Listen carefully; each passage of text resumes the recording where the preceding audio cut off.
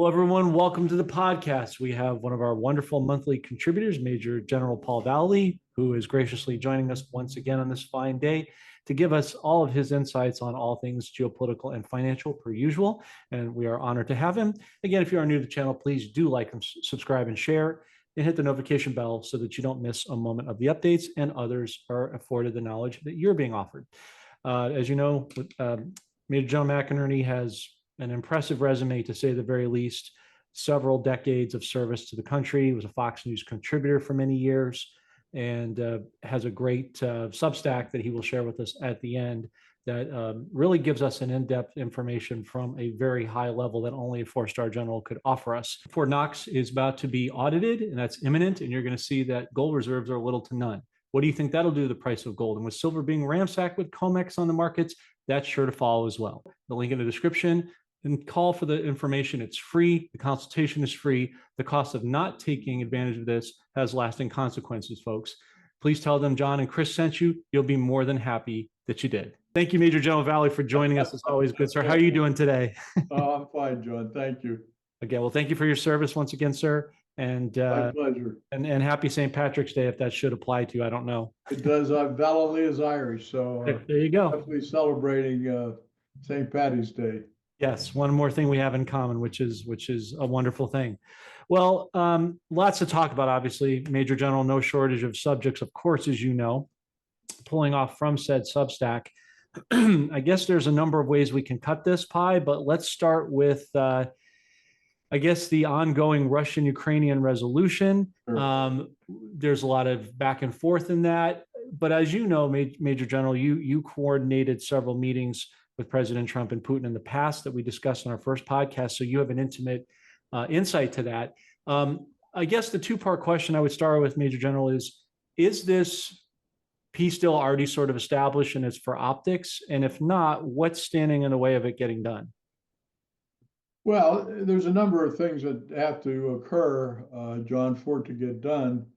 But both the U.S. and Russian sides have confirmed that President Trump and Vladimir Putin will hold another phone call tomorrow. And so Trump is, as far as I know, has previewed the plans to continue discussions, to end the war. And he has referenced negotiators have already been discussed of really how they're going to divide up certain assets, primarily the four provinces in eastern Ukraine.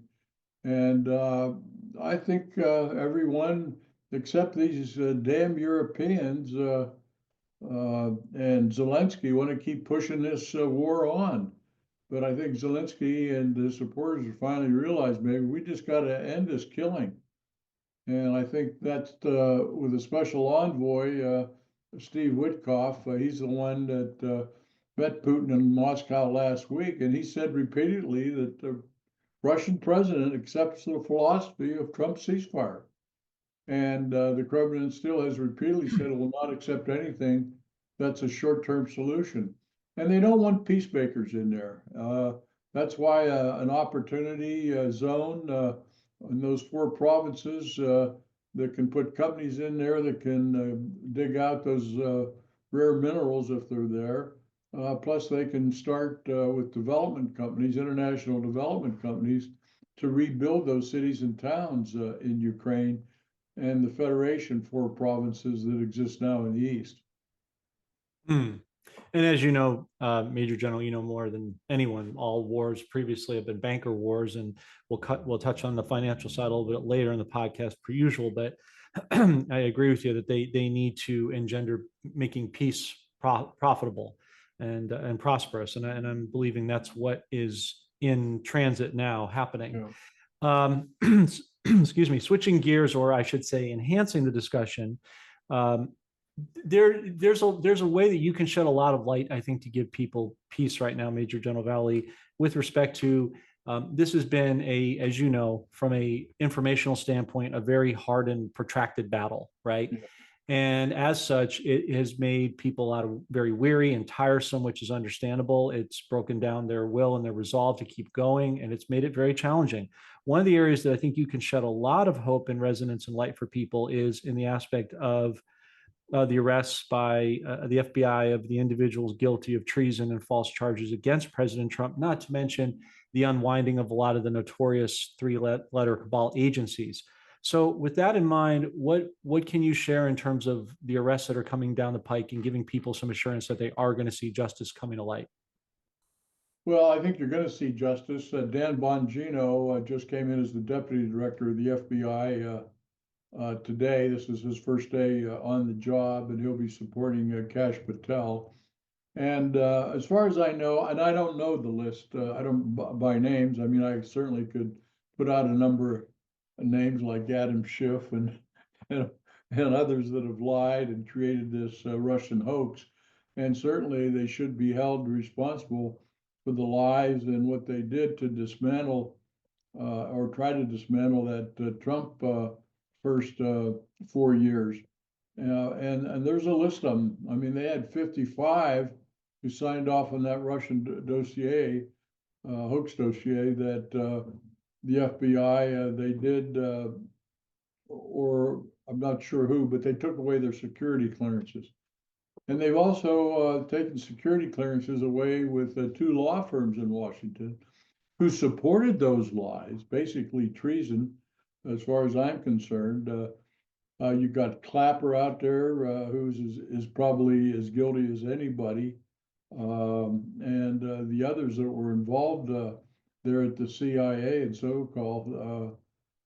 So you have a lot of individuals, John. The list is there. I think people have seen them on the internet or heard them on the air, and I can't list them all right now, but Brennan would be another one, for example. And you have even goes far back as Hillary Clinton, Clinton Foundation. I mean, there's a lot to work with there that really that I include in my book called The Dismantling of America, which is out on Amazon now or on our website. And I tie together betrayal and treason of all these people. So in my two books there, I've connected all the dots, John, of who was guilty of what. So I would really ask people if they really want to know the details, go to standupamericaus.org and get our books, because they are the Bible of what really has happened. And Trump has used that information, and the FBI as well. Wow, that's impressive, and I can see why.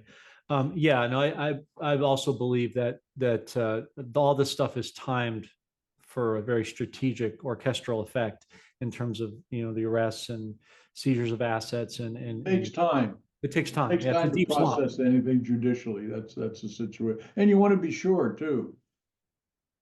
They don't want to be embarrassed that they've charged somebody with something that he wasn't guilty of or she wasn't guilty of.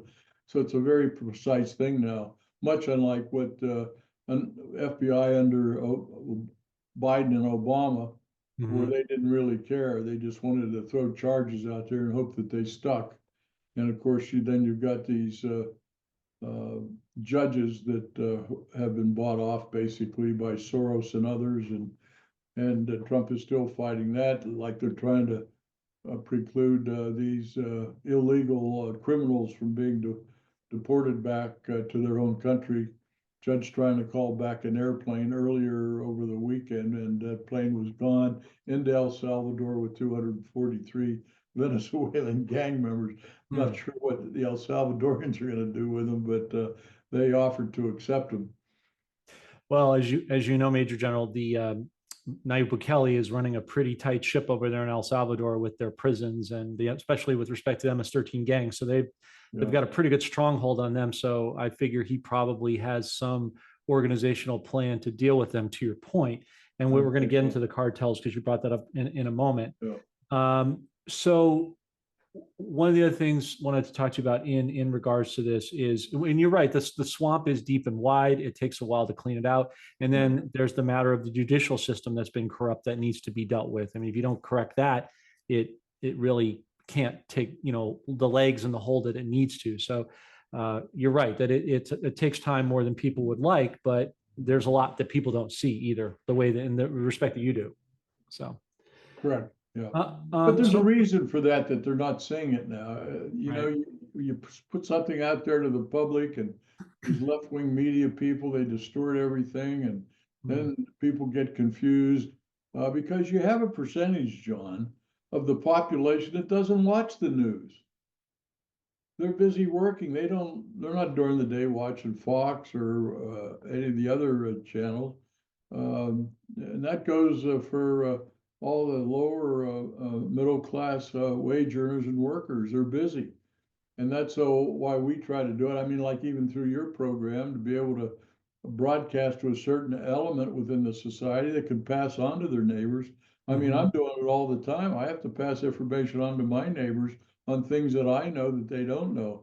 So we just can't presume that all of America is listening to what's going on and understand it, because it is confusing when you have change of government, what Trump is trying to do versus what uh, Obama, Biden dismantled our country and basically destroyed everything that we've built up over the years. But a lot of those things have been going on for years anyhow. Even the Clintons, you go back, and you have all the unnecessary wars we've been in, and now we're just hitting the Houthis again in Yemen, which they should be because they closed down the sea lanes there in the Red Sea going up through the Suez, and that creates an increased cost when those ships have to go around the Cape Horn in South Africa. So, and then you got Israel with in Gaza with Hamas, and you still have Hezbollah. You got Iran.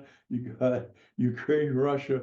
I mean, the card is full as far as national security and international events, and Trump is trying to balance all of that along with getting the economy back again, getting energy and so on. So this is a difficult mission when you have to rebuild a major country like the United States that was dismantled and destroyed so much under previous administrations.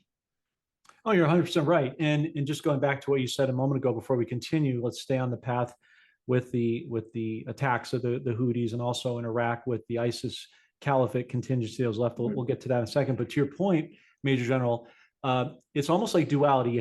You had dual economies, dual administrations, the good side, the bad side, and you have the good media and the bad media, and you have people that are awake and people that are unaware, to your point, because they're encumbered with the obligations of life, we'll say. Right. Yeah. And so inside of that, that also takes time that people need to realize for the contingent or the collective society to get on the same page. So you're absolutely right about that, to level that intelligence or intel playing field.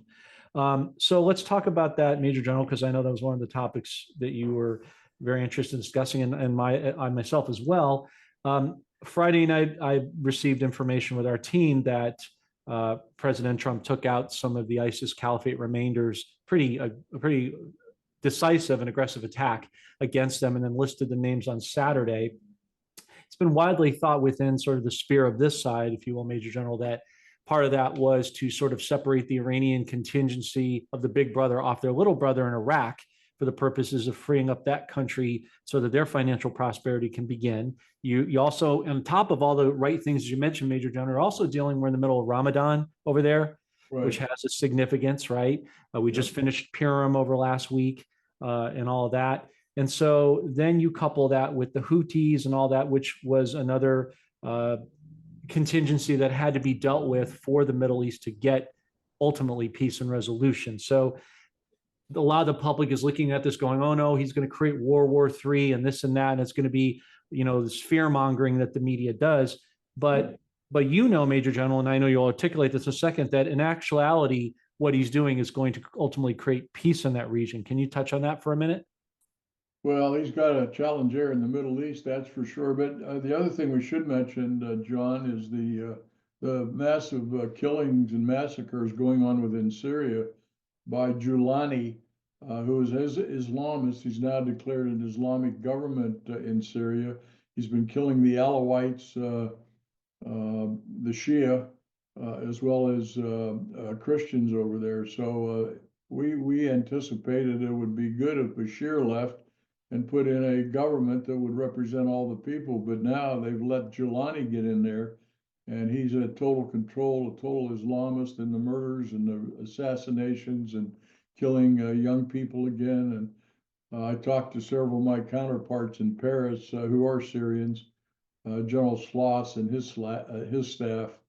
He's a very good friend of mine. He was the former head of the Republican Guard for Bashar Assad, but he left in 2011, 2012, and works out of Paris and has a staff over there. So I have a good insight into General Sloss and his people of what's really happening in Syria, and it's not good. Anyhow, that's just an aside, but I did want to bring that up. No, no, I appreciate that because everything correlates to everything. So, And we um, still have some units, by the way, John, in eastern Syria, where the mm, oil fields are. We have some special ops and communication intel units over there. I'm not sure how many, but maybe 200, 250 U.S. troops are still in eastern Syria. A lot of people don't know that. it's a good point. And to that end, Major General, as you know, I think it was a little over 2 weeks ago, Inside Paper, a pretty well-known source, reported that Israeli troops stacked up about 400,000 troops, I believe, at the Syrian-Yemen border to deal with Iran. And you had Russia, China, and Iran dealing with the nuclear capabilities of Iran to try to, Yeah. snuff that out. Can you talk about that, if you can, a little bit about what President Trump will do to neutralize that? Well, that's on his plate, but what the Israelis did, the IDF, the defense forces, they moved into southern Syria really to protect a minority called the Druze. Those were the tribal people, Druze, and I've met some of them. In fact, I met when I was in Israel one time a Druze lieutenant colonel, and he was called the Tracker, John. He was an expert in tracking in the sand. Really? Okay, I mean I remember that from being over there. But the Druze are very capable people in Lebanon and in southern Syria. So, but it's a mess over there. I mean, Iran continues to stir things up, and how we're going to deal with their nuclear program, that's not known yet. Whether we're going to continue to work with Israelis to take out any nuclear capability, but.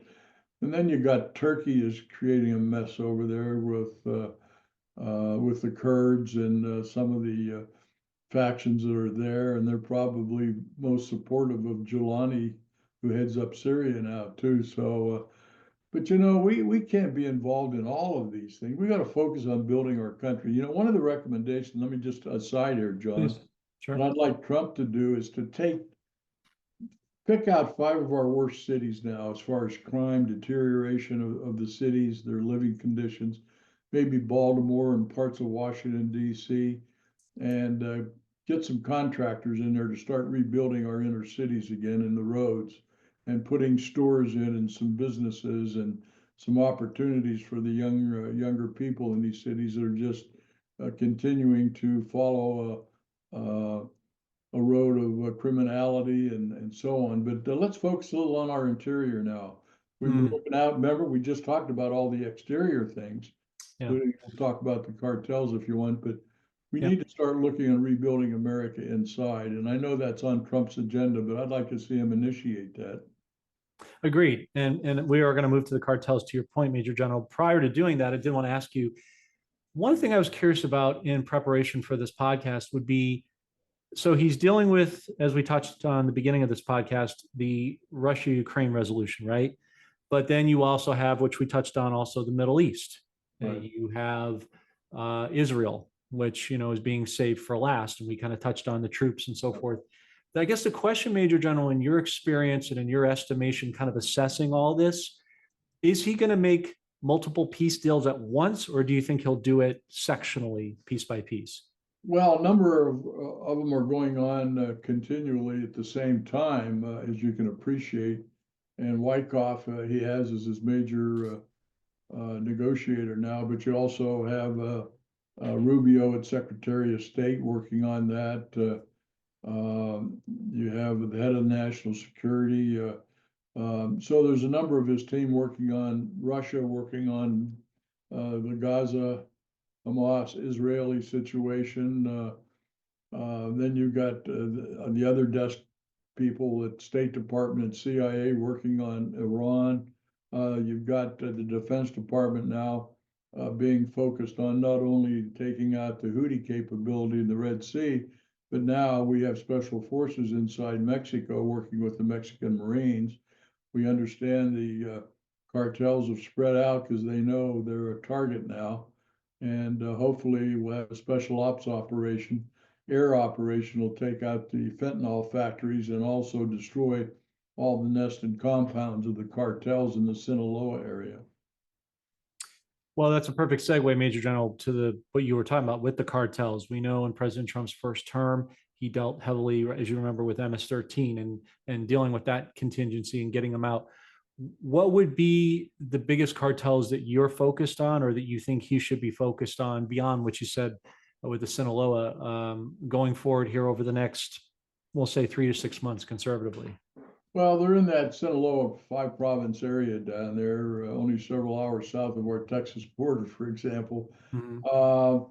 And we've been conducting overhead surveillance intensely over the last 6 weeks, watching the traffic going between those provinces, how they're, and the word is from the intel that they have spread out. They're even fighting with each other now. So Mhm. there's a little conflict there. But the census coming out of Mexico is the Mexican people have been brutalized by these cartels, where they hang the bodies from the overhangs on the freeways down. I think you've seen those pictures, the murders, the beheading. I mean, it's just horrible what they've done to their own people, and they control the government. The government really controls about what we called 50 acres in Mexico City. That was about all the Mexican government controlled. The rest of it is out there. And the Mexican people have taken the brunt of it. That's why they need our help, and they welcome our help coming in, despite what you might hear from other sources. And so I gave Operation Sinaloa to President Trump way back in 2017. It was an offensive and defensive military plan. He executed the first part of it, was putting up more fencing, more barriers, blocking the amount of illegals coming in, stay in Mexico and all of that. But they never had the opportunity because of COVID and the Russian hoax thing to conduct offensive operations against the cartels. And they are designated a terrorist organization now. They are an external threat to the United States. Excuse me. So they have to be taken out. They have to be destroyed. Yeah, yeah. There's no real room for negotiation there. You're absolutely right. Major General, I want to turn your attention to a couple of screenshots that one of which you talked about in your Substack with regards to um, the government shutdown that was looming last week. I believe you called it "deal or no deal," which I thought was a good way to characterize it. So I'd like to turn your attention to that. Let me know when you see it. Yeah. Okay, so as you know, President Trump signed into law to keep the government open for another 6 months, basically through September. And they were able to get our favorite person, sarcastically, Schumer, to capitulate and enough of the other side to go along with it. What were your thoughts on that decision? There's a lot of people that are concerned that that was a bad thing. Some think it was a good thing. We know it puts the Democrats out in front for the public. You were talking about to wake up and see who the enemy Yeah. has always been. So how do you weigh in on this, and how do you think this will play out over the next 6 months? Well, this is really a good process we're going through now. Of course, Schumer's the big enemy of the left-wing Democrats now. They're trying to Right. replace him with that character from Senator left-wing guy from Connecticut. But Mhm. we've got to get a better, more refined process. There's no sense in how we've been doing things with these continuing resolutions and all of that. Mhm. You know, John, I got to tell you just a quick story. When I Please. got my first command as a brigadier general, it's the first time I really had to face funding. And so when our financial officer came in for our budget that we had to submit to the Pentagon, and he says, well, if we don't ask for this and we ask for more, they're going to cut us back. So even though we don't need the money, we have to ask for it because we're not, they'll cut it way back. And I thought, what reverse financial accounting that was. If we don't spend it, we still have to ask for it, rather than I say, okay, we got to cut this, we got to cut that and save money. He said, no, we can't do that. If we don't ask for it, we're not going to get it again. I mean, that was the thinking for decades, and that was just in the military. Sure. So I think with the docs, Doge, I should say, not docs, Doge, that we're going to find out now all of the inefficiencies in government and correct them. And the same thing with the budget. There should be one budget per year, no continuing resolutions. In other words, they submit what they're going to need, Defense Department, Commerce, Energy, and all of that. And basically what Social Security is required after all the cuts and the massive fraud and abuse is taken out of the accounting. Get rid of the IRS. We get rid of the Federal Reserve. There's a lot of things that can be done. We go to a flat tax, for example. We don't need the IRS anymore. But anyhow, as they fold all of that in, John, it should be here's 5 billion here, here's what we need, 6 billion, and put it down, and that's what they get. Now, if something happens, for example, where we have a massive storm or hurricane or tornado, then we can always allocate, and all we have to do is, tell Treasury, print some more money. Okay? Print it as we need it, not an overflow that we've had for decades now. So there's a logical accounting way to do this. And listen, I'm an Army guy. I'm not an accountant or a CFO by any means, but it seems pretty simple that you and I could put together a budget as we got input from everybody and have it passed by Congress and signed by the president. Simplify. Absolutely, Major General. And to your point with Doge, Oh. we're seeing all the corruption being ferreted out for the public to see, as you know. I'm just speaking to the contingency of our respective audiences, but also um, you're going to see the AI automation is going to remove the need for a lot of this bureaucratic waste, as you put it, not so many terms and not so many words, that's going to eliminate the bloated waste and fraud and save a ton of money, but also reallocate it to the places where it's needed with infrastructure. Military, I think, can also, you can correct me if I'm wrong, but my understanding is military can be used, right, to secure the country, infrastructure at the border where it's needed, and not fighting banker wars that put innocent soldiers and lives at risk needlessly, and profiting all the warmongering for so many years. So there's just so many offshoots of effects that happen as a result of Doge, to your point. I did want to also show you, Major General, on the financial side, real quick. I'd like to get your impressions on this. Here's another article I wanted to show you. This is in regards to the oil that's going on in Iraq that you are familiar. You've been to that country several times before, so you know from firsthand experience that what's going on in Iraq right now with respect to the Kurdistan region, as you're aware, the largest singular block in Iraq between the Shiites and the Sunnis over there. And so you're getting a lot of oil cooperation during Ramadan and prior to Eid in the next couple of weeks. So what are your thoughts on that as far as the oil flow? Iraq, you also see President Trump lowering the price now to about 65 a barrel, which, as you know, is about 3x over what their cost is to produce a barrel of oil currently, which is also revealing a lot of the corruption that's been going on over there, because, as you know, what happens in America goes on in Iraq and vice versa. The countries mirror each other. What is your take on this, and how to sort of get OPEC out of the hands of Iraq and free that country up? Well, I don't know whether you recall, John, but when President Bush went into Iraq, part of the deal was we would get that oil revenue back to pay for the war over there. Mm-hmm. Of course, we never did. And that's one of the reasons we have some of our units in that part of Syria, Kurdistan, northern Iraq over there, safeguarding those oil fields. Supposedly that's what they're doing along with intelligence and so on.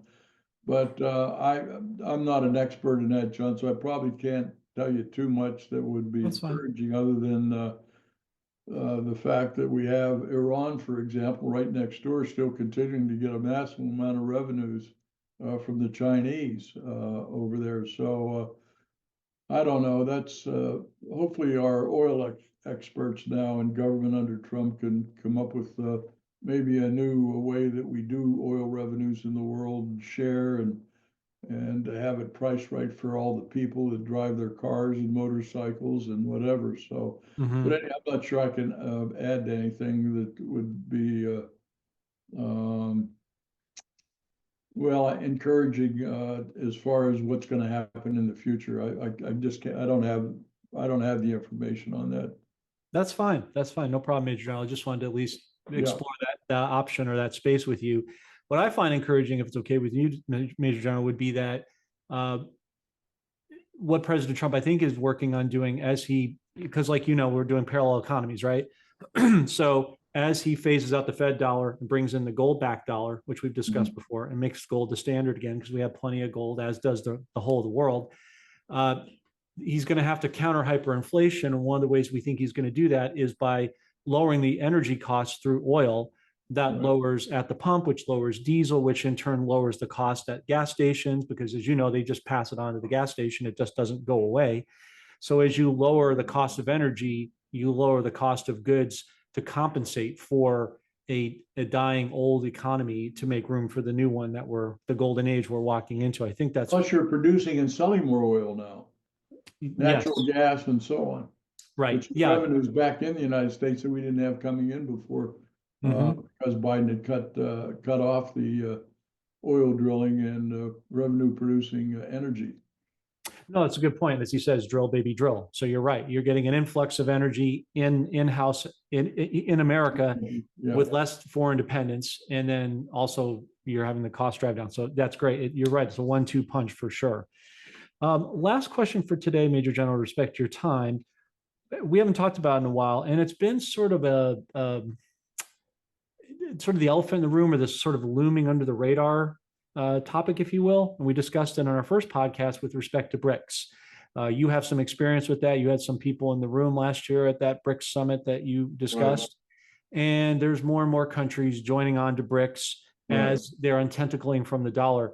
If anything, and if you can't, that's fine. But if you can, is there anything you can share about what you've heard of an update with respect to BRICS and the countries that are joining them and how they are going to be able to get off the dollar hegemony?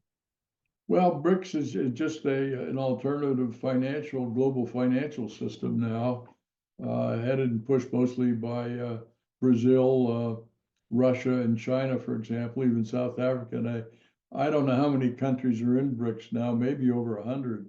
They'll account for 2/3 of the world's GNP. Mm-hmm. And so Trump wants to make sure we solidify and have the dollar stronger than it has been.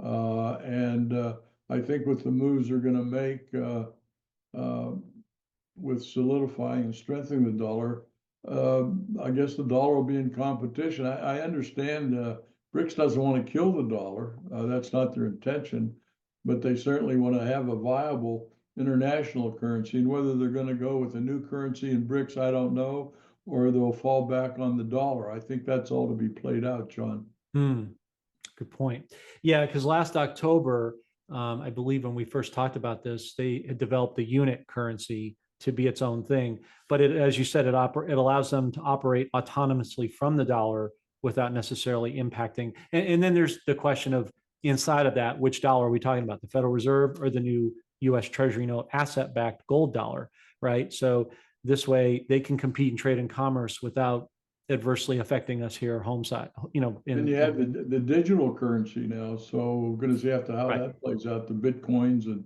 all XRP. that. Yeah. Yeah, that's John, true. did you ever see, just to ask you a question, Yeah. I saw that Elon Musk was down at the gold, our gold depository. At least I saw a picture of him. Have you heard anything? Did they count all the gold? Do we have all the gold we're supposed to have? I never got any feedback on that. Did you? You're talking about, I think Major General referring to Fort the Knox, audit yeah. of Fort Knox. Right. To my knowledge, that has not been done as of yet, or if they've done it, they haven't announced it, because he was talking about doing a live stream of that so everybody could see it in real time. Yeah. We have, my understanding as of least at the moment, is that that's probably going to happen early April. And because I don't know if you heard President Trump last night on Air Force One coming back to DC, he keeps talking about April 2nd as an important demarcation date. What I find interesting, and you know better than anyone, April 1st is the official new year in the Middle East, in the calendar year. So maybe that's when he's talking about April Fool is what he's really referring to. But more surprises coming, right, John? we stay tuned. Get up every and morning and look and say what's going to happen today. Yeah, absolutely, Major General. It's like little Christmas surprises and presents all the time. Yeah. So, Okay. but we appreciate everything that you do, Major General. Can you please go ahead and plug your link so we can put that in the description? And also, any last words you have for the audience today? Yeah, please go to our website. We formed that 20 plus years ago in Washington, D.C., called the Stand Up America U.S. Foundation. We do a lot of studies for our government, particularly in national security. We also have a publication division, which publishes all of our books and our newsletter every Saturday morning. So if you go to Stand Up America US, you got to put the US in there, standupamericaus.org. You can get our books on there. I'll sign them all for you. They're great gifts. We're getting a lot of orders in from people that have now realized our books have been the Bible for Trump on what's happened all the way back to the 2020 election and even before that. But sign up for our newsletter. You go to our website, and at the bottom you subscribe, and we'll get that newsletter out to you every Saturday morning and a repeat on Monday or Tuesday morning. So standupamericaus.org. So John, but thank you. I enjoy your show, and it's a great show. We get into a lot of different issues, which is important. And we're just trying to get the information out there with the truth. That's the best we can do. Yes, sir. We're honored to have you as a regular guest on the podcast. I know it's been very refreshing and beneficial to our audience to get your wealth of knowledge from a wide range of experiences and skill sets. And we will leave that link in the description for everybody so they can visit the Substack. It's rife with information, folks. Please take advantage of it. Major General Paul Vallely, thank you, sir, for your service. Thank you for today. Happy Valentine's Day. Excuse me. Happy St. Patrick's Day. St. Patrick's Day. Too many holidays. And we'll look forward to seeing you again soon. Okay, John. Thank you. Bye-bye. Folks, for over a year now, we've been extolling the virtues of buying precious metals. As you can see, Fort Knox is about to be audited, and that's imminent, and you're going to see that gold reserves are little to none. What do you think that'll do to the price of gold? And with silver being ransacked with COMEX on the markets, that's sure to follow as well. The only question is, are you going to take action or not? If you haven't, what are you waiting for? And if you have, please take a moment to visit one of our great sponsors here below, the link in the description, and call for the information. It's free. The consultation is free. The cost of not taking advantage of this has lasting consequences, folks. Please tell them John and Chris sent you. You'll be more than happy that you did.